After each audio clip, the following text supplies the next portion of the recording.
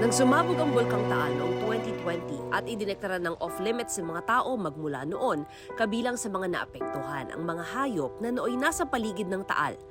Tulad nitong mga nasagip na kabayo na dating kaagapay ng mga turista sa pag-akyat sa bulkan.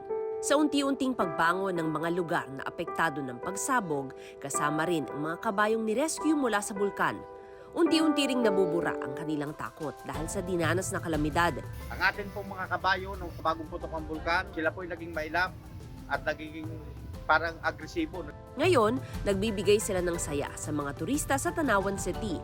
Kung may holding hands while walking, sila naman horseback riding while sightseeing. Kapag first time nyo pa lang po sumakay, parang kakabahan kayo. Pero kapag nakasakay na kayo, saya talaga. Malaking tulong daw ito sa mga nag-aalaga ng kabayo at sa turismo ng lugar.